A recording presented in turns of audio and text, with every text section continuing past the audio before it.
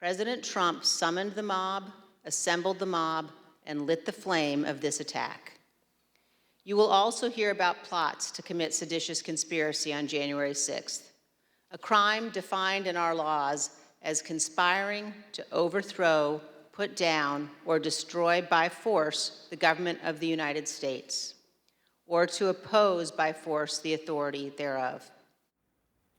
When committee Vice Chair Liz Cheney said those words, plot to commit seditious conspiracy, while putting the former president at the pinnacle of what she called a 7-part plan to overturn the election and prevent the transfer of presidential power, the implication was hard to miss. Prior to the proceedings, Attorney General Merrick Garland said he intended to watch the hearings, and he apparently wasn't the only one. According to early estimates, despite efforts by some to ignore or distract from them, belittle or counter-program against them, the hearing last night drew more than 20 million viewers. In short, a lot. And we'll talk about the impact and all the questions we just raised. We begin, though, with a question we already have the answer to. How is the former president handling being accused of masterminding the greatest assault on democracy this country has ever seen? The answer? He's lashing out at his favorite child and one-time White House advisor Ivanka Trump. Here's what she told the committee about then Attorney General Bill Barr's conclusion that her father's election fraud claims were unfounded. How did that affect your perspective about the election when Attorney General Barr made that statement? It affected my perspective. I respect Attorney General Barr. So I accepted what he was saying.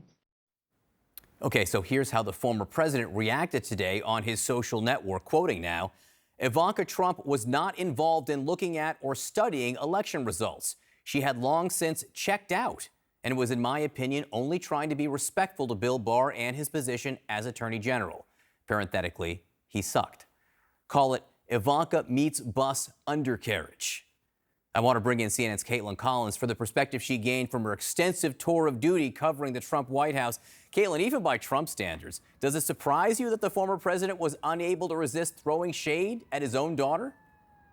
I think it's a yes and no because, of course, this is a tactic we've seen the former president employ so many times with so many people that were certainly central to his orbit.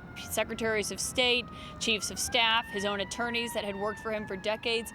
But to see him do it with his own daughter and to put that space in between the two of them, the way he is doing so today after that hearing, after seeing her testimony, which was, kind of one of the most riveting parts of the entire hearing, seeing his own daughter talk about how she did not believe his election lies and she took the attorney general at his word. And of course, that was a time when the relationship between former President Trump and then Attorney General Bill Barr had really soured because he wouldn't back up his claims, even if he wasn't being as public about that as he is now acting as he was. It's still notable to see the former president coming out and trying to dismiss his own daughter's testimony about what was happening inside the White House by arguing that she was checked out. And I should remind people, she testified for about 8 hours. So the idea that this is the end of the testimony we're going to see from his daughter is very unlikely. Yeah, it does leave the question, is there more there? How does what Ivanka Trump told the committee, that she accepted Bill Barr saying there was no widespread election fraud, square with what she was actually doing and saying in the days and weeks after the election?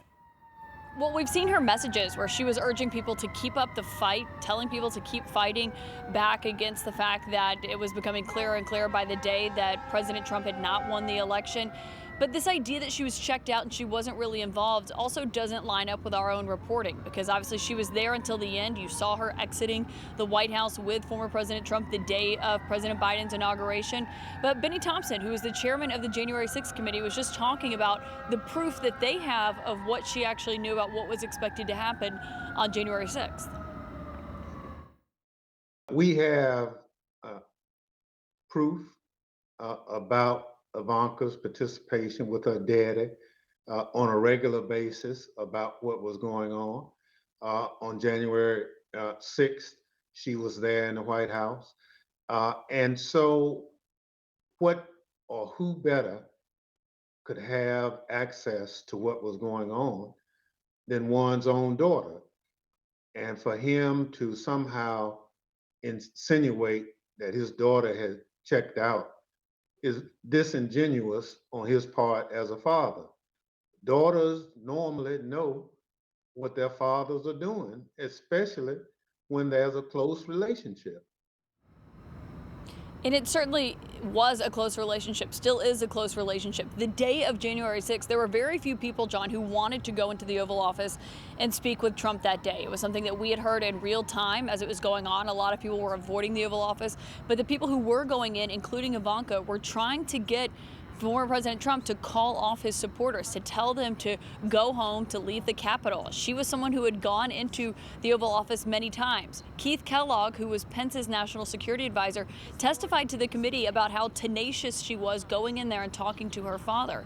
So the idea that she wasn't involved or she wasn't really closely related to what was going on that day and the response that was coming out of the White House is obviously just divorced from reality. And I should note, she went and testified for about 8 hours to this committee. And Trump told the Washington Post he basically gave Ivanka Trump and Jared Kushner his blessing to go in there. They did not have to do so under subpoena. They did not want to end up in a situation that Steve Bannon or a Peter Navarro has ended up in. And so they went in there willingly and testified, and it was for hours. And I think that's what's a really notable aspect of seeing Trump come out and dismiss her and try to put some distance between her. Is surprising, but not really that shocking, given, of course, it's something he's done before. It does speak to the levels that he'll go to try to explain away what was happening on that day, John. And again, as you say, Caitlin, it begs the question, what else did she say? And also maybe for future discussion, what's the nature of her current relationship with her father? Caitlin Collins, thank you so much for being with us.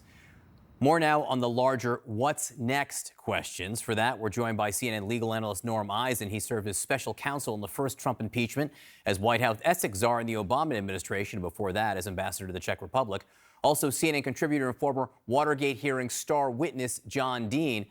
John, I want to start with you. Obviously, these hearings are not a court of law, but if you are Attorney General Merrick Garland tonight and you're processing what you've seen and what you expect to see next week, what's going through your mind? You're watching these hearings very closely. To use the Watergate analogy, Archibald Cox by this time had taken place or become a special prosecutor when the hearings started, and he tried to stop the hearings. He didn't want them televised for fear they would result in corrupting the trials or not being able to get a good jury. So attorneys general and prosecutors watch these very closely for what they can have implications on any investigation or later trial or indictment that they might bring. So they're paying very, very close attention. So, Norm, according to CNN's reporting, Justice Department officials were watching for what kind of possible crimes the committee believes it has uncovered. What evidence does Attorney General Garland need for possible prosecutions, in your opinion? And what does it seem that the committee has and doesn't have so far? John, thanks for having me back, and always wonderful to be on with the other John. I think we need to ask the question a little differently, because it's not just Attorney General Garland, John. It's also the Fulton County, Georgia, the Atlanta DA, Fani Willis, who's moving even more quickly with her special grand jury to possible criminal charges. So what do these two sets of prosecutors need? They need sufficient proof to bring a case. We already have a federal judge who says Trump likely committed 2 federal crimes, John.